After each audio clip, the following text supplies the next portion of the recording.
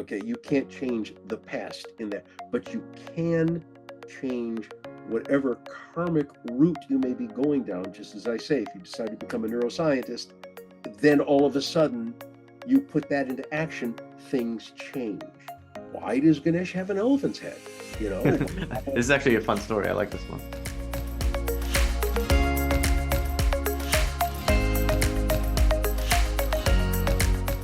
Hello, everyone, and welcome to the LT World YouTube channel. Today, we got another great interview, and we're going to be talking all about Hinduism, going into depth about that topic. And I am here with a expert from the Hindu American Foundation. Hopefully I said that correctly. And his name is Fred. Fred, feel free to introduce yourself. thank you, LT.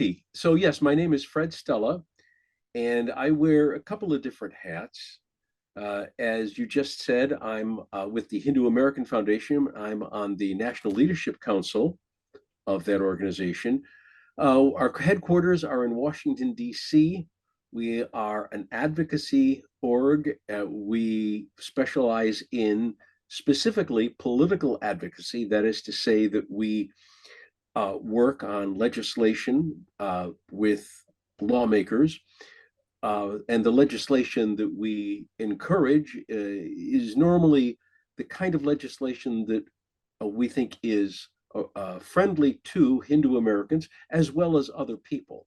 We like to cast a wide net when we're looking out for our interests. We're looking out for other people's interests as well. We also are involved in education, and we're involved in community/interfaith activities. So we got a lot on our plate right now. And I'm also the pracharik. A pracharik is a term that we use in this case that would be translated to outreach minister of the West Michigan Hindu Temple. I'm in Grand Rapids, Michigan, and that is our main temple here. So I do a lot of work. I like to say that the job of the outreach minister or pracharik is to bring the community into the temple and the temple into the community. So I like as much community engagement as possible. That's my job there. I'm also president of the Interfaith Dialogue Association, so I am very active in interfaith activities. Interfaith Dialogue Association is an affiliate organization of a much larger org called the Kaufman Interfaith Institute, which is housed at Grand Valley State University here in Grand Rapids. So that's a little bit of what I do. Hope it helps. Awesome. It definitely sounds like you have a lot on your plate with not only the things in regarding the Hindu American Foundation and all that, but also interfaith. And man, Yes. sounds like there is a lot going on there. And if I could plug one other thing that I do that some of your listeners and viewers might appreciate. I have a radio program on religion and spirituality. It's called Common Threads, and it airs on our local National Public Radio affiliates. We have two of them here in West Michigan that Common Threads runs on. And after they air, they are released as podcasts. They're not video podcasts, they're strictly audio. But if you're attracting radio or interfaith junkies, then I've got another fix for them. So if all you have to do is go to your favorite platform, you have to write in Common Threads interfaith dialogue, because I found out that Common Threads is a very popular name for podcasts. and the very first thing that will come up if you just put in Common Threads is a knitting show. I'm not kidding. It's very popular. It's way more popular than my program. But again, if you appreciate programs on interfaith, on religion, spirituality, we cover it all, and we cover the light side of religion, the dark side of religion, and everything in between, religion and politics, etc. So forgive me, I had to make that plug, but it's your show. Go on. Yes, yes, yes, yes. And also any links I will have in the description below if you want to go check out Hindu American Foundation and the podcast and stuff like that. So yeah, but let's jump right into the topic of the day, which is Hinduism itself. But specifically, I want to focus on a couple things. Let's start with sort of the history of Hinduism. What would be kind of the traditionally understood origins of Hinduism and how it kind of has grown throughout history? Okay. That's a very easy question to answer. We have no idea. Seriously, there is speculation. Here's the thing. I'm assuming that a lot of the people who are watching this have some understanding of the Abrahamic traditions. And even if they're not believers in those traditions, it's kind of hard to live in the United States of America and not be somewhat familiar with them. Mm-hmm. They all have foundational stories, right? So in Judaism, you have the covenant with Abraham and the deliverance of Mosaic law.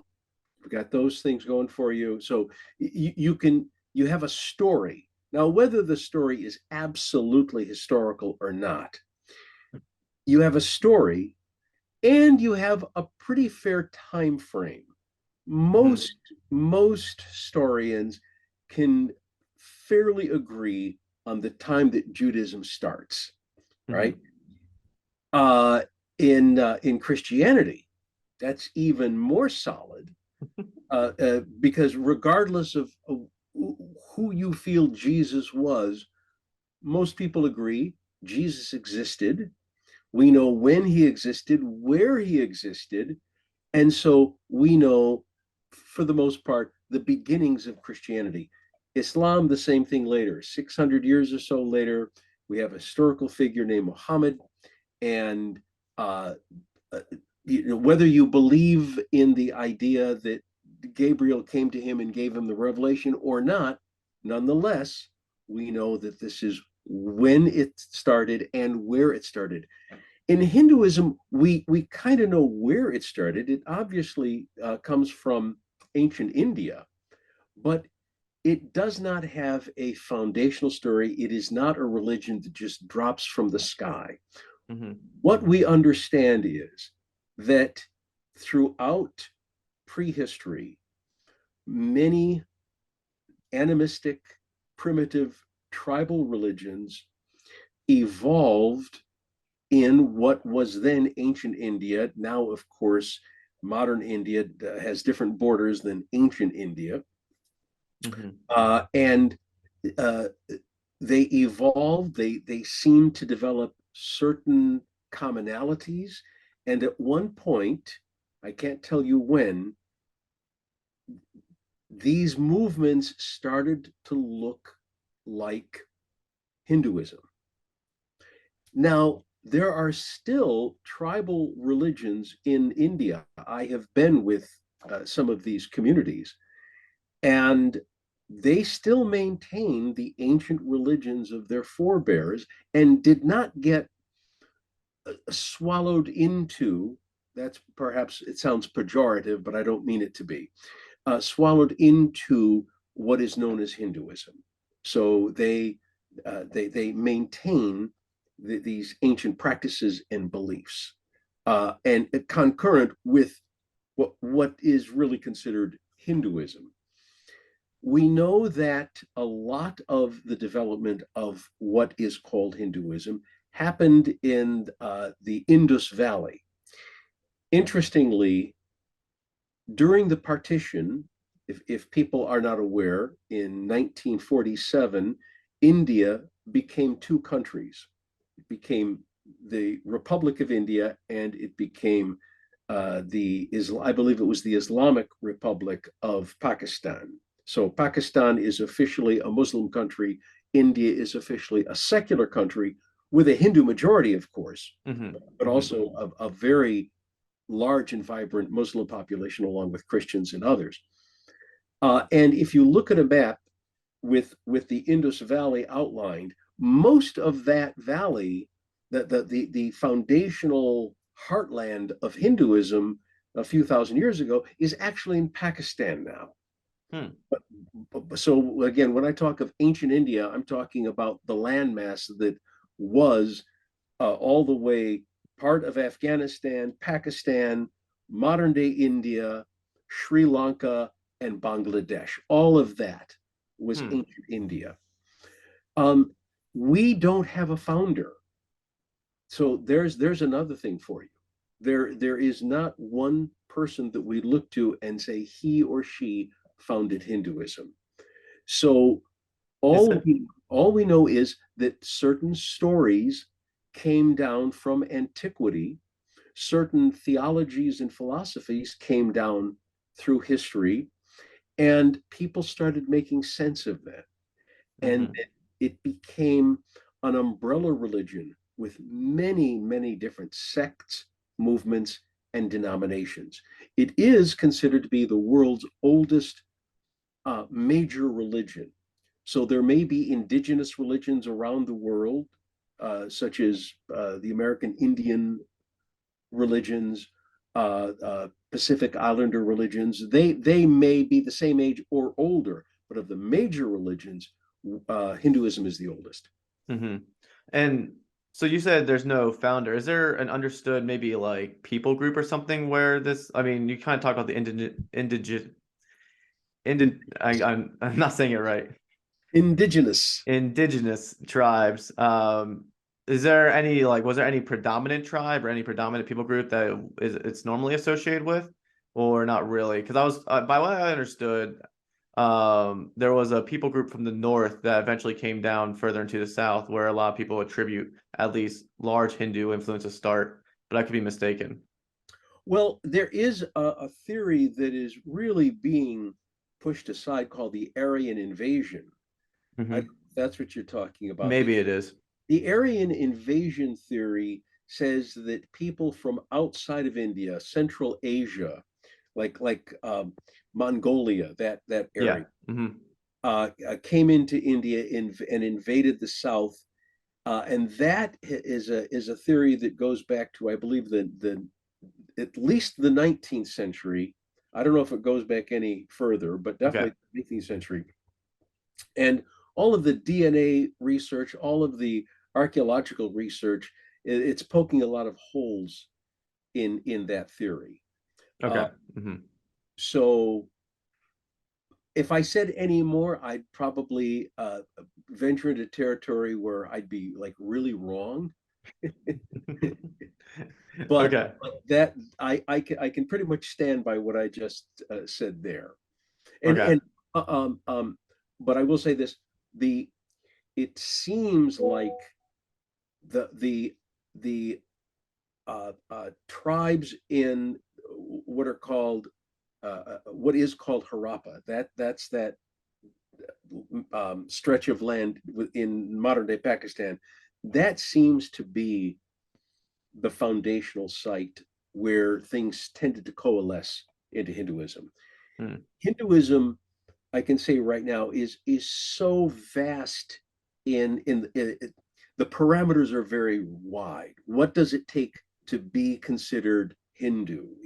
So you might have this one movement over here, and they may not be considered Hindu, and they have this tribe over here, or this denomination, and they are Hindu. What makes one Hindu? What makes the other one not? Usually, it's self-identification. If a group says, "Yeah, we're Hindu," we have our foundation in India, and we acknowledge the Vedas as the foundational scriptures. Boom, you're Hindu. You can wear tinfoil hats and claim that they're transmitters to God. You're Hindu. It's Okay. right. Okay. And the Eh, people who say, no, we're not Hindu, we don't acknowledge the primacy of the Vedas, they're not Hindu. mhm. So speaking of the Vedas, Yeah. when do they first appear onto the scene? When do we start seeing the Vedas pop up? Well, in written form, I believe that much of academia is circling around 1500 BCE.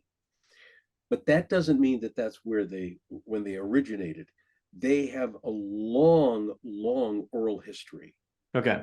And for generations upon generations upon generations, uh, uh, uh, certain people, priests, were trained to speak, to recite the Vedas verbatim.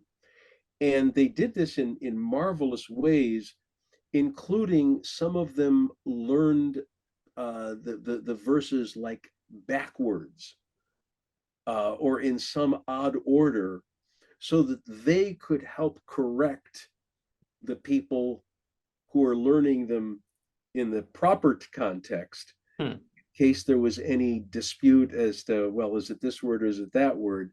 And you had these people who learned them in various ways, so they could help anchor, hold the language, and make it as true as possible to the original. When I say scriptures, at this point they're not scriptures because they're written down, but the sacred oral tradition. Yeah, yeah. Yeah, around 1500, I believe, is the date that they're putting in history books. Of course, when it comes to antiquity, when it comes to religions, these dates always change, and I suspect that if that date was ever to change, it would get older, not younger.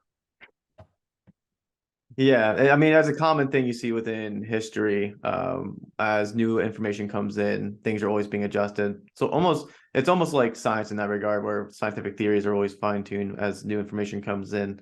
So throughout the years, then, like it wasn't like the original Vedas, obviously, you can go back to that time period. But then they were added onto, or they were evolved and developed with throughout time. When would have been like maybe the latest installment when it came to the Vedas? I don't know if I could tell you that, um, but you're probably talking about the Upanishads. Am I correct? I'm familiar with them, but not like Okay. know The them know them the that well. yeah, the Upanishads, also referred to as Vedanta, and Vedanta means, in one context, the end of the Vedas. So Veda means knowledge. Okay. Vedanta means the end of knowledge, but it also means more literally the end of these books called the Vedas. And I honestly can't tell you when they became a part of the Vedas, but all four of them did have these dialogues that were attached to them.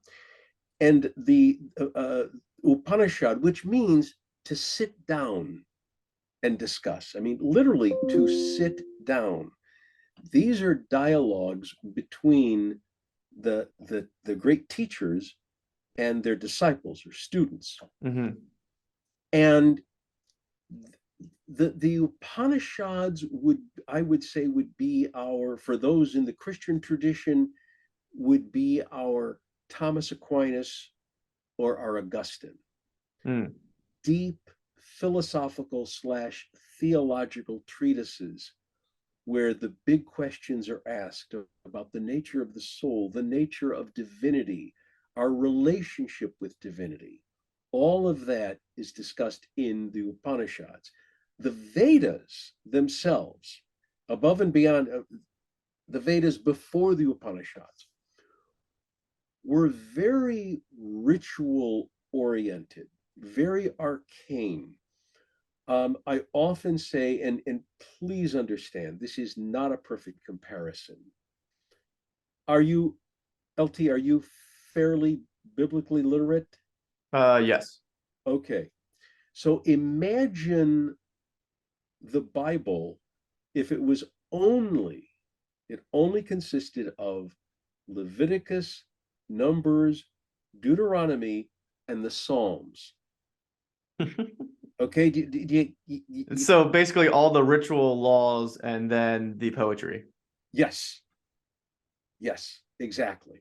That's my very humble comparison. And I'm sure that there are scholars who might be seeing this and put out a fatwa on me for it. I mean, it's just, but really, this is what I see when I read portions of the Vedas. So you're correct, a lot of ritual, which really, for the most part, the priests definitely study, but the poetry, a lot of people study. That is where so many of our prayers come from, Mm-hmm.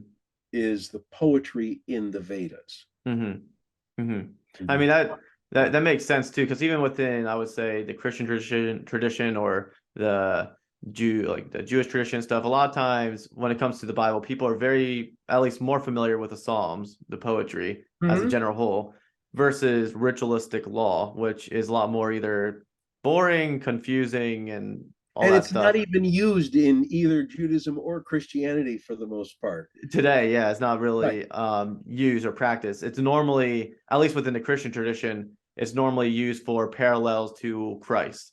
Exactly. Um, and I don't know within the rabbinical tradition of Judaism nowadays what they necessarily do with all the laws. I know they follow some of them, but not all of them. I'm not entirely sure. No, But no, you're right. They don't follow a lot of the laws there. You're correct. Some of them, and they acknowledge it for what it was. That was then, and this is now. yeah, yeah, yeah. Yeah. And So of course, some of them will say that yes, but when the temple is rebuilt, we're going to go back to all of that. But yeah. find a Jew who's waiting for that to happen.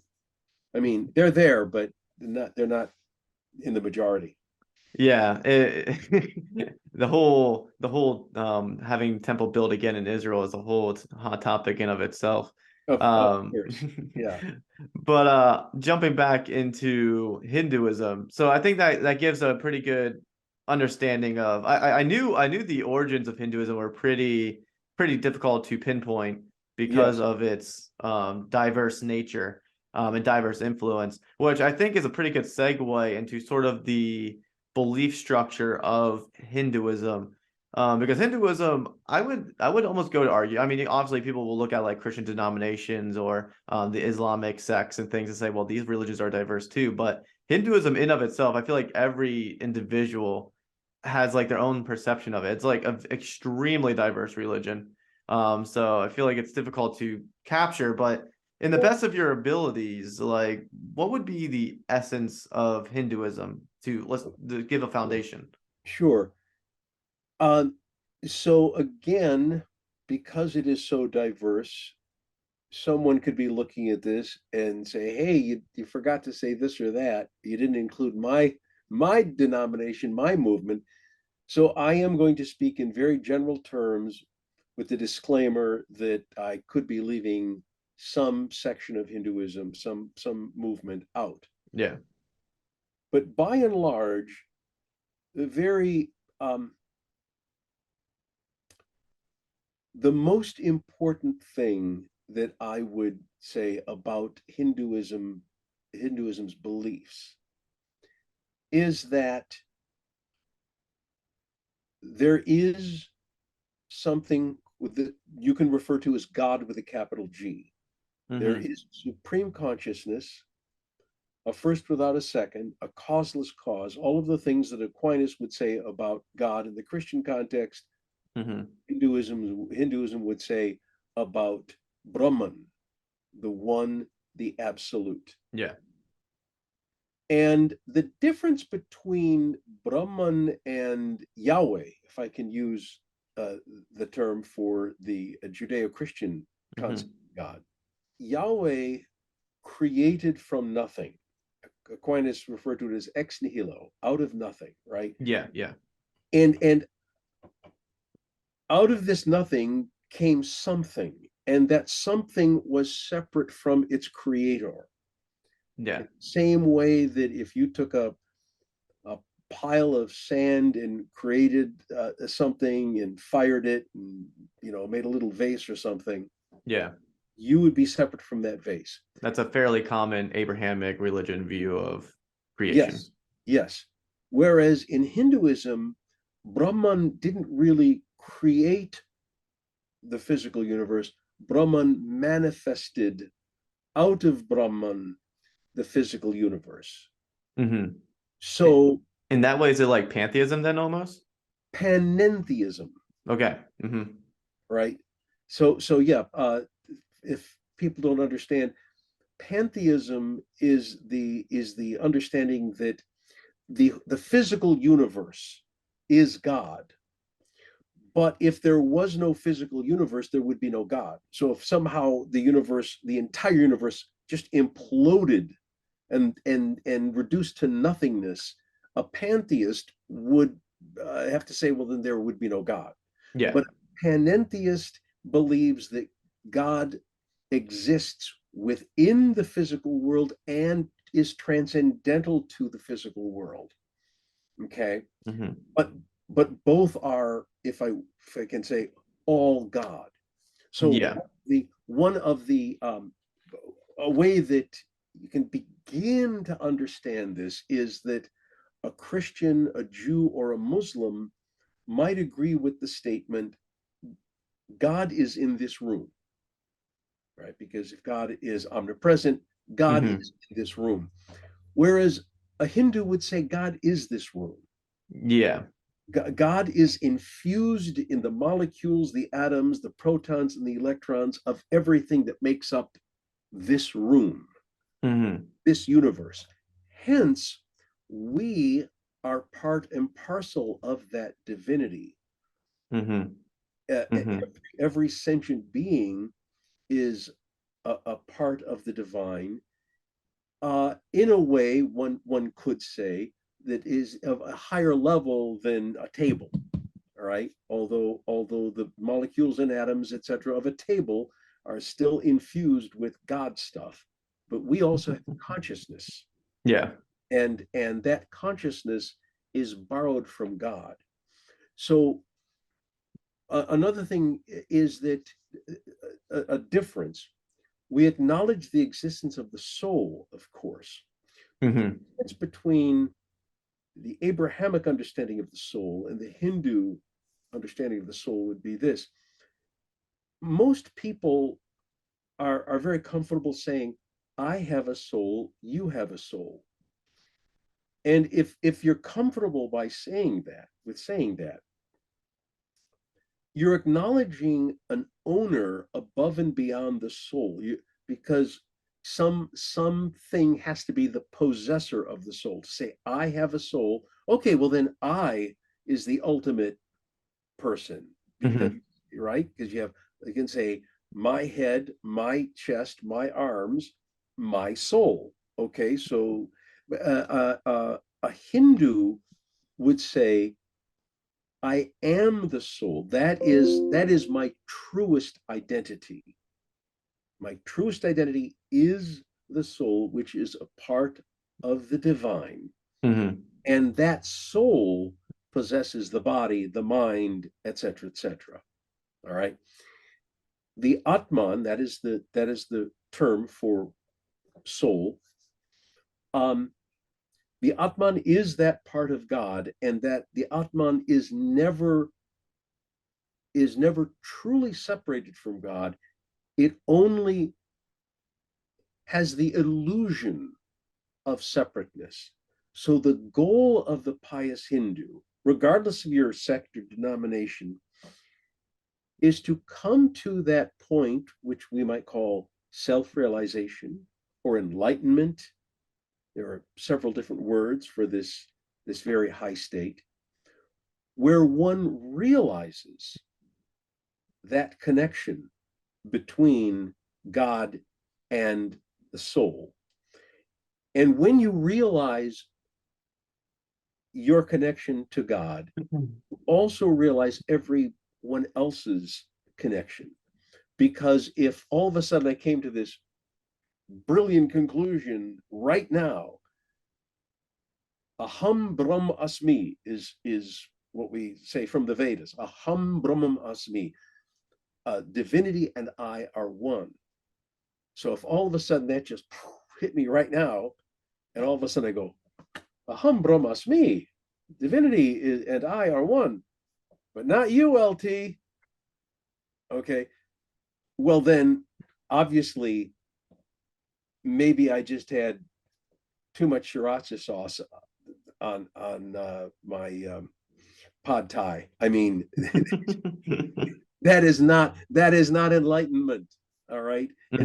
enlightenment would I would immediately see the divinity in you, in not just as a belief system, not just as a doctrine, but I would literally see divinity in you far more than you might see it in yourself. But I would feel that connection. So the difference between the enlightened or the so-called unenlightened would be this: if let's say we're in a group of people, we're in a group of 20 people, okay? You, me, and 18 other people. Hmm. And I say, LT, come out into the hallway for a second. You follow me out there. I go in my pocket. I pull out a check made out to you for $1,000,000. Now, keep in mind, this is just for the sake of making a point now. Don't get your hopes up. I was really hoping. Okay. And I give you this check for $1,000,000. And I say, okay, LT, listen, I'm giving this to you right now. But see in my pocket, I've got 18 other checks, all made out to everybody else in the room, but I'm not giving theirs out until later in the day or next week or whenever. But they're getting it as well. So you're walking into the classroom and you're thinking to yourself, dang, I'm a millionaire. And so are all of you. You're not saying it because I'm telling you, don't tell anybody. Keep it a secret. But in your mind, you're going, you are a millionaire and you don't know it. But I've seen the check with your name on it. Hmm. Okay. So you can't feel any better than them. The only thing you've got is you've got the knowledge right now, and they're going to get the knowledge. Yeah. That's how someone who is truly self-enlightened would feel. Not that they're special, just that they've gotten that knowledge prior to the other people. But this is the most important thing. Since everyone is part and parcel of divinity, there is no chance of any other outcome than them reaching enlightenment in some point during their spiritual journey. Hmm. So this is, are you familiar with Calvinism? Yes. Okay. Predestination, Yes, I am familiar with Tulip. we got it too, but it's a little bit different. Okay. A little bit different. So, right, Reformed Christian theology understands that there are some people who are predestined or elect that Hmm. achieve salvation, and others not. Yeah. Our form of predestination simply is that because every soul is a part of divinity, every soul will reach this state of enlightenment, understand its divinity, and then the wheel of samsara runs out, which we'll talk about a little bit later. Okay. Okay. So when it comes to free will, the way I explain it is microcosmically, we definitely have free will, but macrocosmically, we do not. Hmm. So in our individual lifetimes, you and me, LT, we have the ability to make our decisions to go Godward or matterward. Hmm. We can really focus this lifetime on striving to be the best people we can be, and to have a relationship with divinity as we are able to understand it. Or, you know, there's always a party pretty close by, and we want to go to that party. And there's nothing wrong with parties, but you know what I mean.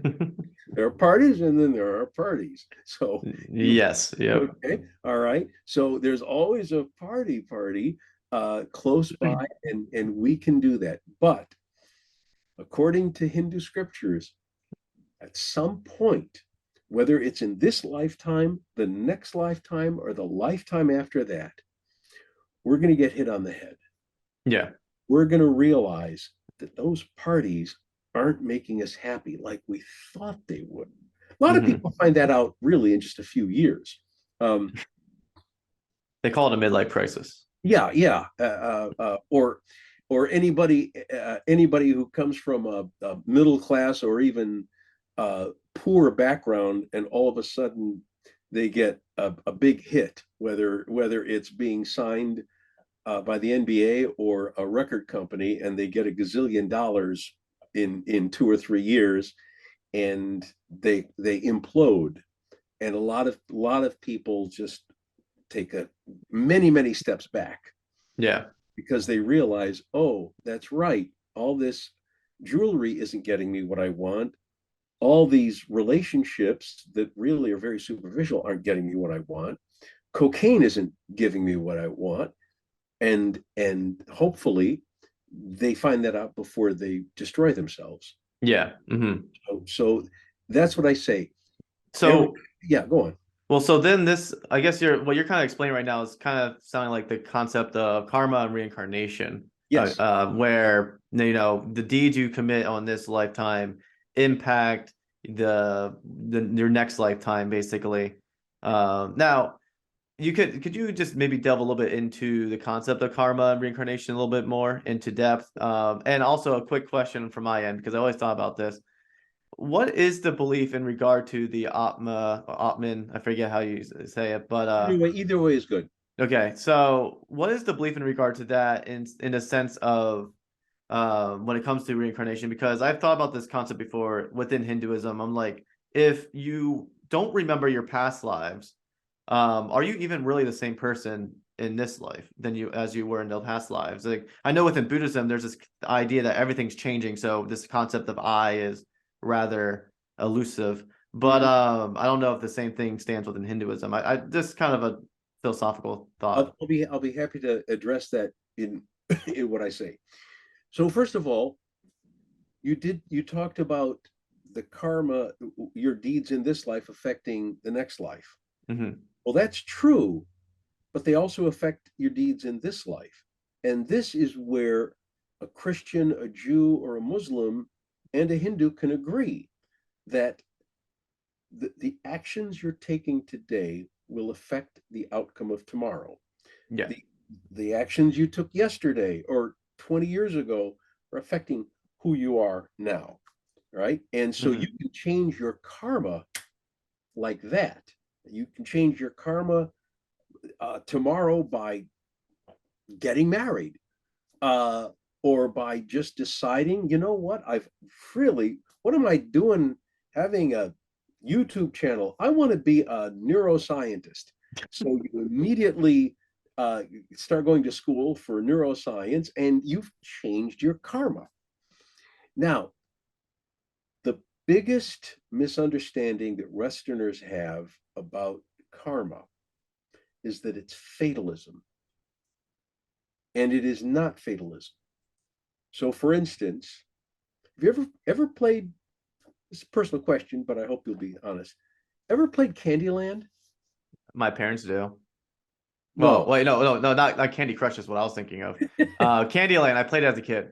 Yeah, you did, didn't you? Yes. All right. Do you remember the rules in terms of?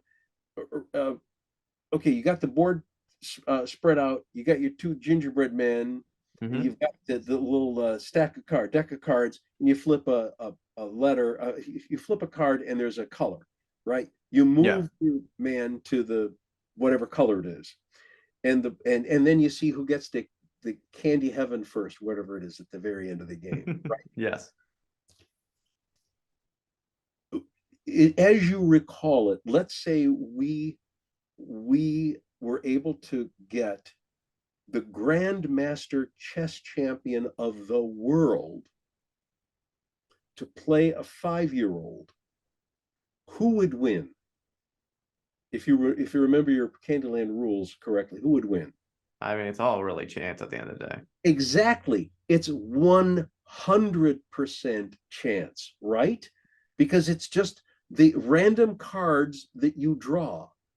There's no way there's no level of skill other than be able to pick up a yellow card and say, oh, that's yellow, I'm going to put it on a yellow space. Hmm. Okay, I mean, if you got no brains, you're going to pick up a yellow card. Oh, it's purple, but if you can identify a yellow card and a yellow space, that's how you play the game.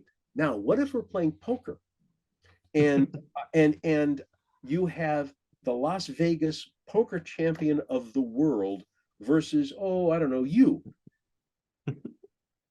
who's going to win? I mean, I am the champion of the world, but I mean, it's one of those things where I have a chance of winning, but more times than not, he'll probably end up winning just because he knows the odds better. Exactly. He has, because poker, while there is an element of chance, also requires psychology, memory. There's just a certain finesse that comes with playing poker. And poker players will tell you that the cards really only represent 20% of the outcome.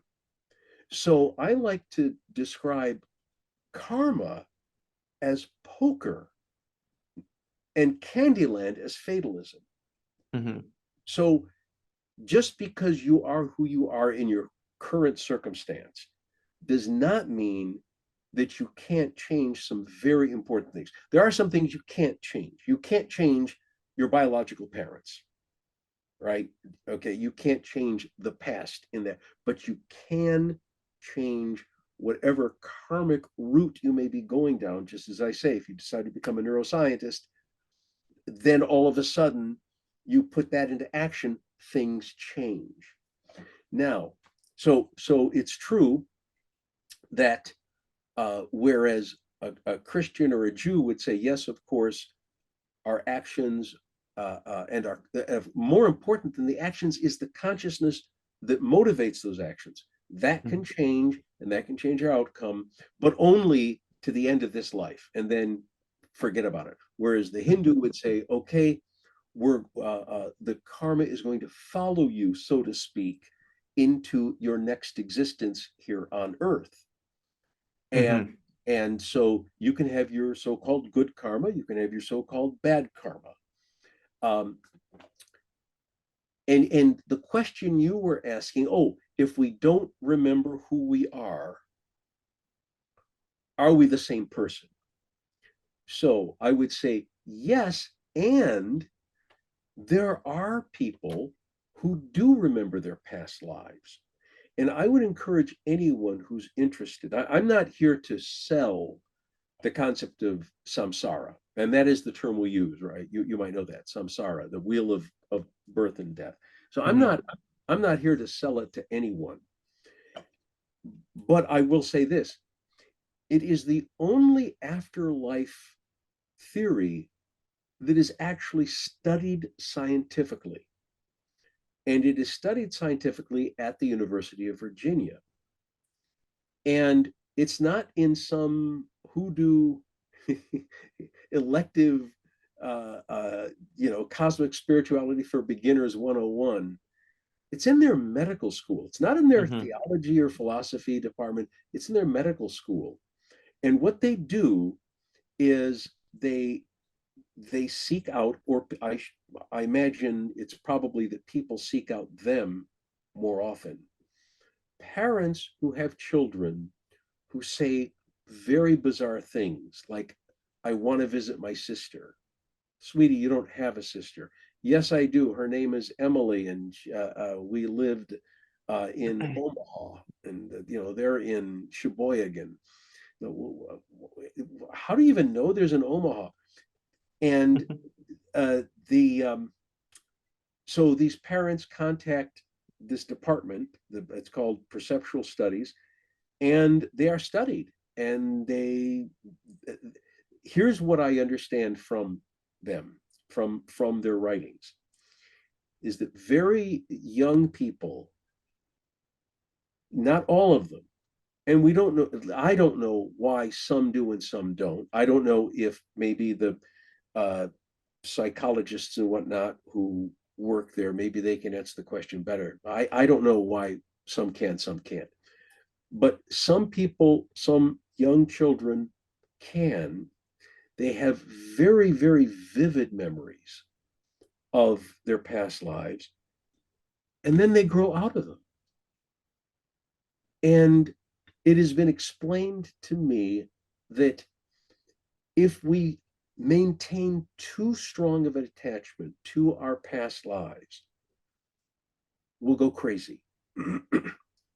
We've all done a lot of nasty things. We shouldn't have to live with, we shouldn't have to relive those things constantly our entire life. I know a guy. Now, this guy was way off the deep end, way off the deep end. he you can make a sitcom out of this. He found a woman that he believed he divorced in a previous life, and he decided to rectify the karma to pay her alimony in this life. Okay, true story. So this is what is told, that you have to be of a certain spiritual height to be able to really handle the memories of your past life. Mm-hmm. So it's true, it's not, that's up to every individual. To a certain extent, what you're describing there with the medical studies and things reminds me of something similar. Now, not exactly the same, because this was more of a historical undertaking than it was a medical undertaking. But I think the guy's name was Craig Keener, who compiled together 2 textbooks called Miracles, where he basically takes into account all the recorded in medical journals, the miracle claims, life after death claims, and different things like that. And he just compiles them together in like 2 thick volumes. And his whole defense is miracles do happen, and he uses medical journals and research plus historical research to make the claim. And he recounts what you sort of talked about, people who claimed either some sort of, in his case, it was more like people who claimed to have seen heaven or something along those lines, or died and had consciousness and things like that. Well, and keep in mind that in Hinduism, when the soul leaves the body, it doesn't necessarily immediately go into another body. That there is an existence in between, and many people have said that that existence can have a similarity to what Christians and Muslims would call heaven. That yeah.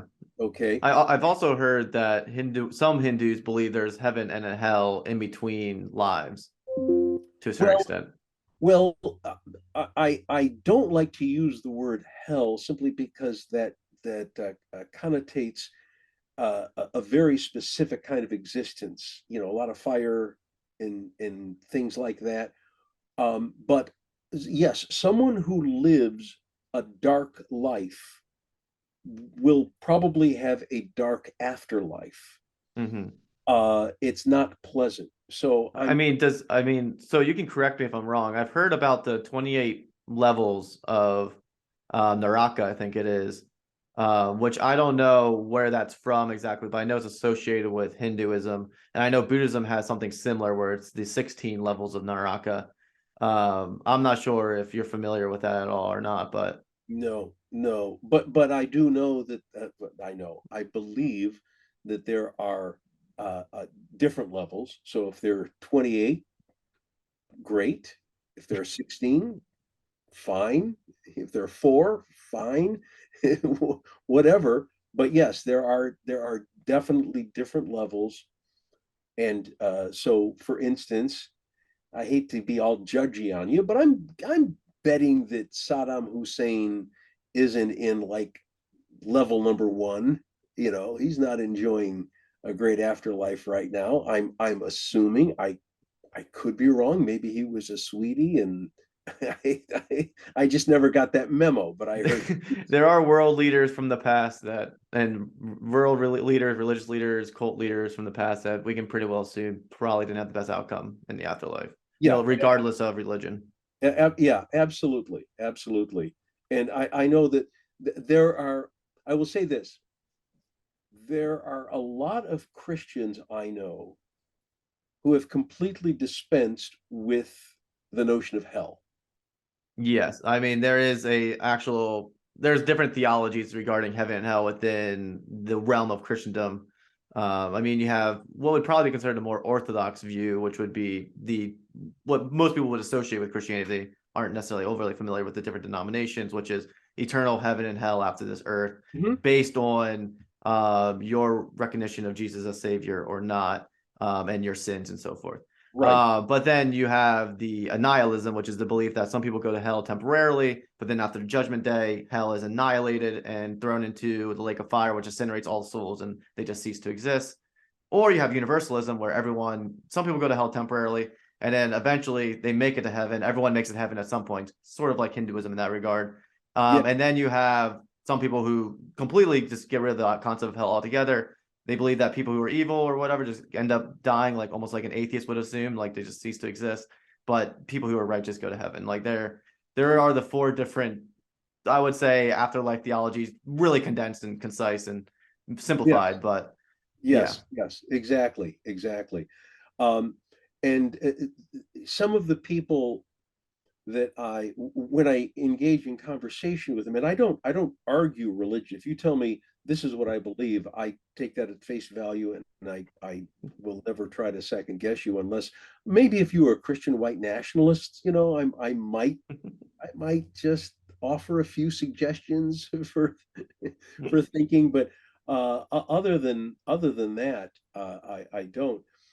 But it that notion of some people go to heaven and some people cease to exist, that is the hardest. Well, eternal hell is challenging for me as well, but that one, cease to exist, is specifically challenging for me. The fact that a soul, because of, again, I believe that the soul is actually part of God, so how can a part of God no longer exist? yeah, But I do. I can see the dilemma within Hinduism. Yeah. Yeah, yeah. But let's see here. So anyway, Well, let's talk about a little bit about now. So we talked a little bit about the afterlife. yes. What are the common paths taken to reach moksha, to escape the reincarnation cycle? Because I'm familiar with one, which is I think it's Bhakti or whatever, where it's devotion to one god, or gods, depending on how they perceive it. But then I know of a couple others where it's like a more philosophical one, where it's like self-enlightenment and stuff. And then there's a couple others. But what are some of the main paths people follow to reach moksha generally? It small correction. It's normally pronounced moksha, Oh, moksha. Okay. but I knew what you meant. Um, and okay, so what you're talking about is yoga. Yeah, discipline. And Yep. a lot of Westerners, when they hear the word yoga, they immediately think of rolling out a mat, and getting into some interesting positions, sort of a form of exercise. Yes. And that is called hatha yoga. And hatha yoga does come from the Hindu tradition. The religion has been sort of extricated from much of Western hatha yoga, right? And we don't tell people they can't do that. We like people to know its spiritual origins, but if you want to do hatha yoga because you have a bad back, go for it, because it very well might help you. I used to teach hatha yoga at a college level for 15 years, and I've spoken to people who really thought that this is really taken me somewhere physically. That's great. To a Hindu, though, hatha yoga is actually prayer in motion. It is done with a different mindset than many Westerners who would do it. And I'm saying Westerners, and I really need to make a disclaimer there. There are a lot of Westerners who are Hindus, such as myself. So I don't mean that as a blanket statement. I just mean Yeah. that, as you know, yoga is very popular in a very secular manner, right? Yes. Hmm. Okay. But hatha yoga is a small adjunct. It is not as important as the other yogas that you just referred to. So yoga has a couple of different meanings in Sanskrit. One of them is union. That's where we get the word in English yoke, is from Mm-hmm. yoga. Okay, so we're yoked to the divine. And you mentioned, again, a slight correction on pronunciation. It's bhakti yoga. Okay. Bhakti yoga is the yoga of devotion. So that is where the devotee can choose a particular form of God. And we didn't talk about the pantheon. We really should get into that because that's quite important. We probably should during this section get into that. We'll get to that. Just remind me if I forget. So a particular form of God, whether that form of God is Shiva or Vishnu, whatever, or you could take several forms. But the important thing is that you develop a very personal relationship with God in, again, whatever form is comfortable for you. God is the Heavenly Father or the Divine Mother or the friend, whatever. And this is a very Christian term, by the way, I'm going to use, called practicing the presence. Just keeping God in the forefront of your mind throughout as many activities as you possibly can during the day and in the night. And there are certain exercises that you can do. For instance, japa.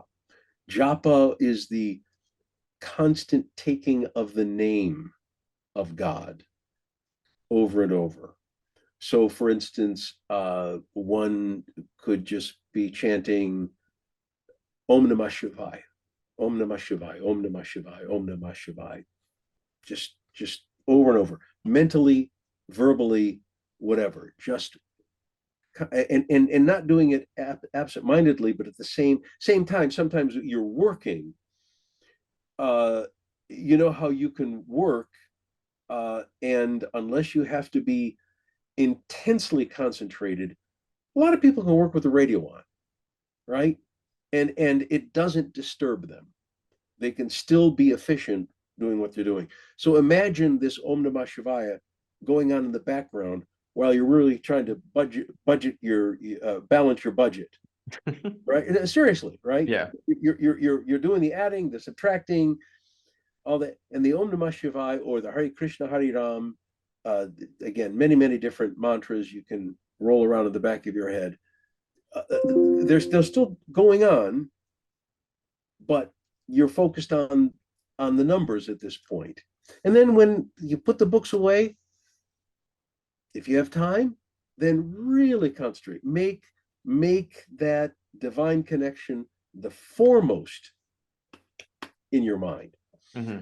Okay, so that's bhakti yoga. And another thing people can use for bhakti yoga, there are certain rituals. For instance, when we offer food, we offer incense, we offer water, milk to a deity. That's all bhakti yoga. Mm-hmm. And this is very important. It cannot be in any sense transactional. I'm going to do this for you, God, but I got needs too. All right. No. That's not quite bhakti. All right. Mm-hmm. It's a form of worship, and believe me, there's enough people in the world who, to them, that's the beginning and ending of their prayer life. I got Yeah. needs. Yep. Okay, but uh, I've heard a rumor that is not exclusive to Hinduism. No, that's not exclusive to Hinduism. I think almost every religion probably has sectors that are like that, though. Sure, of course. So anyway, let's put the lid on bhakti for now. Then you mentioned the philosophical. So that's jnana yoga. Jnana. Jnana means wisdom. And that is often expressed by the study of scripture, by lessons from a guru or a teacher, by introspection. Uh, um, I would say those are the main activities that would take up the time of someone who is focused on jnana, scripture reading, teachings from the guru, and introspection, contemplating the great truths. So you Yeah. read the Upanishads or something, and you really try to make sense of it philosophically and how you can install this in your daily life. Then there's karma yoga. So karma means action, right? So that we were Yeah. talking karma and action before. Karma yoga, if I was to speak to a Christian, I don't know if it makes sense to a Jew or a Muslim, but if I was to speak to a Christian and the Christian says, "What is karma yoga?" I would say, well, read the Sermon on the Mount, read the Beatitudes. What Jesus exhorts us to do is karma yoga if if it is entirely motivated by love. It Hmm. can't be motivated by anything else. Now, there is imperfect karma yoga. So, for instance, let's say, LT, that $1 million that I gave you, let's say you want to donate that to a hospital, Hmm. and they want to name a wing after you.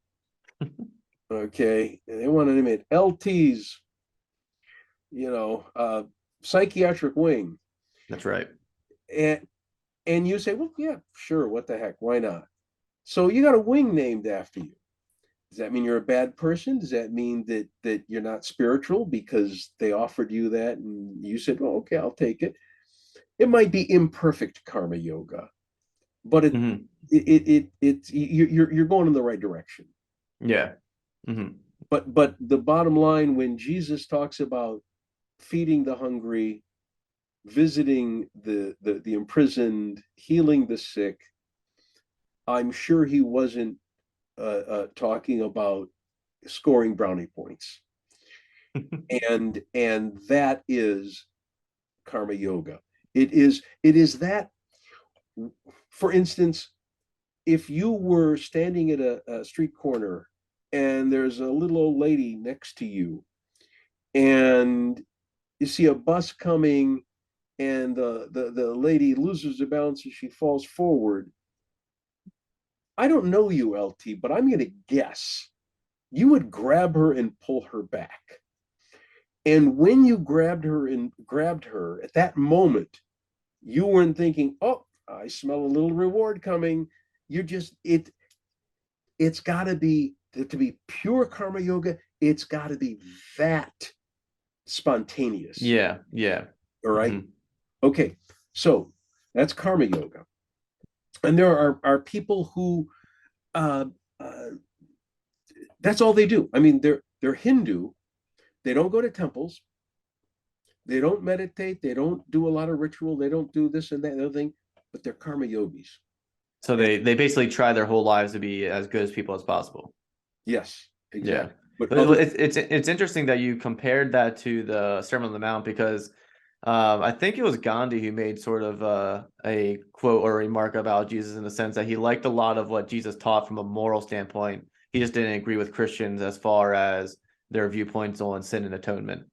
But in regards to Jesus teaching about morality, he generally liked. yeah, that's very true. And if we have time, because I know we already on the list, we have to talk about the deities. We can talk about the intersection of Hinduism and Christianity in Hindu thought, because even though Hinduism is so much older than Christianity, Christianity doesn't have an official role in Hinduism, but in the last couple of centuries, it has an unofficial role in some expressions of Hinduism, which we can talk about. Mhm. But I want to get to the last of the main yogas is Raja Yoga. And Raja means king. You might have heard the term the Maharaja. Maharaja means great king. Raja Yoga, the king of the paths to moksha. And that is primarily meditation practice. Okay. And so what that normally means is secluding from the world temporarily. Could be for a half hour a day or longer or shorter. People are different. But you're secluding for a time and you practice these psycho-spiritual exercises to calm the mind to a state where it's like a waveless lake, more like a pond, right? A lake always has little ripples and waves, but a pond can look like a plate of glass. And you want the mind to be as flat as that pond. And when you reach that still point, which is not easy, by the way, it is not easy, but with practice, you can catch glimpses of that divinity that resides within. All right. Mm-hmm. And keep in mind, because I didn't say this when we talked about the Atman before, but the question that many people intuitively, instinctively ask immediately upon hearing about the Atman and its connection to God is, then how come there are jerks? How come there are people who do everything from steal my parking space to, slaughtering millions? Yeah. All right. And that is because the Atman is often covered by what we call ahankara or ego, mm-hmm. where our own personal self takes precedent over everyone else. And it is ignorance. It is the ignorance of not understanding our basic unity that causes people to be evil, to do evil things. That perfection is still within them, but it is been completely covered by this shadow, if you will. So the goal of the pious Hindu is to not destroy the ego, because if like, let's say, for instance, right now, let's say you decided to meditate and in 3 minutes you destroyed the ego, somebody would have to come and get you. You wouldn't know who you are. Okay, your entire sense of LT would be gone, and that's not a good thing, right? Because who's going to pay your electric bill? So it's not a matter of destroying the ego, but being in control of the ego. So that's just a little sidebar. Mm-hmm. Back to meditation. Of the four that I just described, one of the reasons that Hinduism, as you probably may know, is not a missional religion. It is not evangelical. Yeah. And one of the reasons, that probably the main reason, is that we have no problem understanding that you are as capable of enlightenment as we are. And not just you, a Christian, you and anybody. Mm-hmm. So there's no need to become a Hindu to reach enlightenment. And I just gave 4 examples. 3 of those examples are very heavily acknowledged and practiced in all the other religions. Deep devotion, action for the good of others, and an intellectual understanding of the religion. The only thing that I think other religions are catching up is the practice of meditation, because now you are seeing meditation practice in Christianity. You've always had a meditation. Well, when I say now, meditation in Christianity goes back to the Desert Fathers, and perhaps even Yes. Yeah. right. In Judaism, you have Kabbalah, which has a meditational The practice. mystical version of Judaism. Yeah. Exactly. And then in Islam, you have Sufism, Yes. right? So and then all the other religions. I'm focusing on the Abrahamics, but we know that there are many more religions than just those. We could definitely, yeah, you could definitely talk about Sikhism, Jainism, and all those other isms, Buddhism, and Right, all of and them. those are called the Dharmic religions, and those all share a great deal with Hinduism, Yes. I mean, a right? lot of them actually, arguably, just basically split off of Hinduism in many They ways. all did. I mean, Yeah. Buddhism, Hinduism, Jainism, and when you say split off, yes, but they split off the same way that Christianity split off from Judaism, meaning that the early Christians were all Jews, right? That Yeah. Christianity was a part of the synagogue. It was a sect of Judaism. So all of those other three, Buddhism, Jainism, Sikhism, they really started off as sects of Hinduism and Yeah. then evolved into separate religions. And there are still some people, I know Jains who claim that they're Hindu. They they hmm they deny that Jainism is not Hindu. I know Sikhs who deny that Sikhism is nothing but a denomination of Hinduism. hmm I don't argue with them, but the vast majority of Jains and Sikhs believe that they are separate religions, and Yeah. I tend to respect that. But I digress. The point is that in meditation, there has been a renaissance, if you will, in certain Christian traditions. And in Judaism, there are many Jews who are investigating Kabbalah. In Islam, Muslims who are discovering Sufism. And they actually, these people who discover the more contemplative traditions within their own faith, often I see a sense of rebirth, almost like they're converting to another religion, but they're Yeah. not.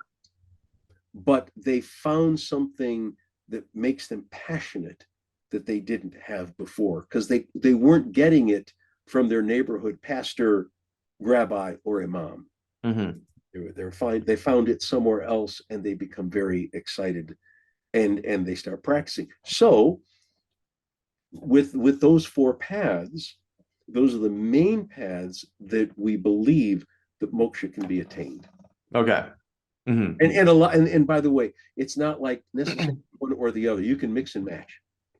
Yeah. I mean, also Hinduism in general doesn't believe in one path. There's this belief in multiple paths. So Exactly. yeah. Yes. Yes. Now let's talk a little bit about the deities, and then we can hop into maybe the membership section and delve a little bit more into how Hinduism impacts with America and other religions, maybe Christianity and stuff. But so let's talk a little bit about the deities first before we go into that section. Okay. So if you bump into someone on the street and just say, "What do you know about Hinduism?" The average American isn't going to say much, but if you really press them, one of the things they'll say is, "Yeah, that's the religion with all the gods and goddesses." And so people think that it's a pure form of polytheism. And as I explained earlier, we do believe in Brahman, one Yeah. absolute divinity. But then there's also this pantheon, and it is explained differently in different Hindu schools of thought. So I'm going to give you a couple of them. There are Hindus who believe that the deities actually objectively exist on a spiritual plane, so that there is a genuinely real Shiva, a genuinely real Vishnu and Ganesh, Yeah. all of that. And then there are Hindus who believe that the gods and goddesses are actually more like archetypes, mythological. Yeah. Hmm. Now, Hinduism does have a mythology. There's no question. The stories of the gods and goddesses are by and large considered mythological. And as you might know, that's a real charged word when you're talking about religion. Okay. So, as you know, there are some Christians who, if you try to tell them that Noah's Ark is a myth, it's allegorical, well, them's fighting words. And then there are other Christians, they identify as Christians, and they say, I do not believe that Noah's Ark happened as it is written in the Bible, but I Hmm. believe that that is such a powerful story. I'm never going to stop telling it because it means so much to me, even though I don't think it historically happened, right? Yeah. So there's a great saying from one of the Roman philosophers: a myth is something that never was but always is. That the reality behind the story is more important than the historicity of the story. So we have a fabulous, voluminous collection of mythological stories, Yeah. and the gods and goddesses all populate the stories. But you can believe that the story is mythological, but that the deity still really exists. Hmm. And you can believe that the deity doesn't objectively exist, but that it is simply an attribute of God that has been personified so that it can be communicated to you. Yeah. So, for instance, right, Ganesh, you familiar with Ganesh? The elephant head. Yes. Okay. Yeah. Hmm. So, why does Ganesh have an elephant's head? You know, This is actually a fun story. I like this one. oh, you know the one about I'm Shiva? familiar. I'm a little bit. I read what's the book called? Oh man. God is not one. That's the Oh, yeah, book. by Prothero. Yeah, Yeah, so he talks about the story a little bit. yeah, yeah. By the way, his I am not a fan of his chapter on Hinduism at all. Okay. Just a but I, I won't go. Just saying. Just saying. Um, so yes, he was decapitated by Shiva. He had a Yeah. human. He was decapitated by Shiva in a big Hmm. fight, and Shiva went out, and the first being he found was an elephant. So we plopped an elephant's head on this body, and he was reanimated. Well, wait a minute. If he's Shiva, why couldn't he take the human head and pop it back on and reanimate him that way, right? I mean, but there's a reason, because the story indicates that sometimes we fight with God. All right, there is conflict between God and us Yeah. individually, and that sometimes God will really knock us down a notch, but when he does, often the fight the fight is resolved in a way that we end up with a different consciousness.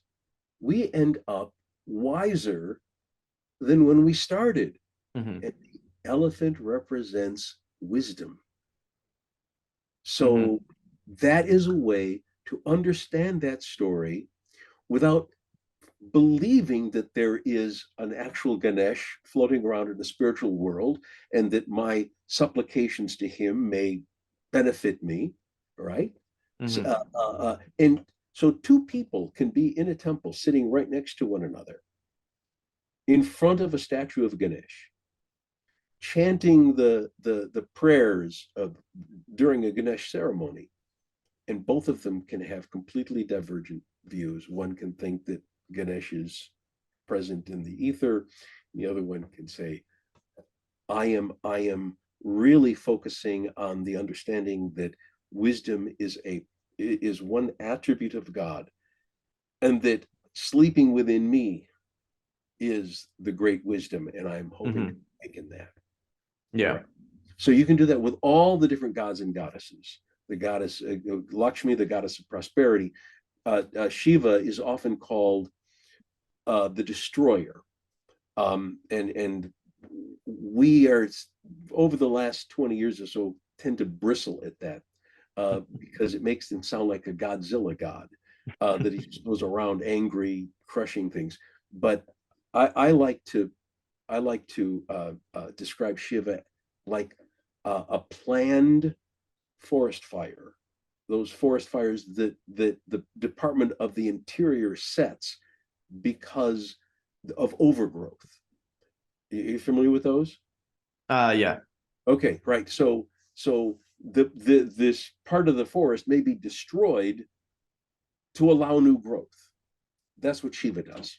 Mm-hmm. So he may do something in our lives and go, why did you do that? I was having a good time. But then all of a sudden you realize that something new and better is taking its place. That's the kind of work that Shiva does.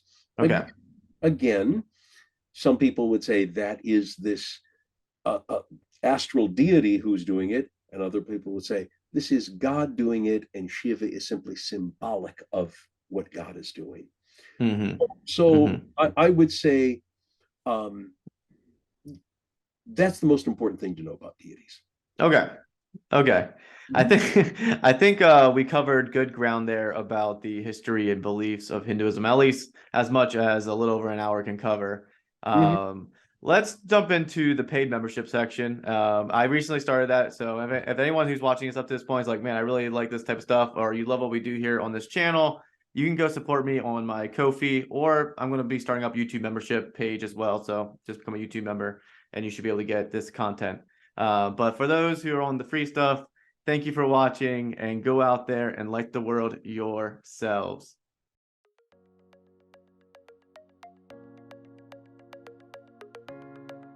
It is challenging right now. We are experiencing what we at Hindu American Foundation refer to as Hindu phobia here in America.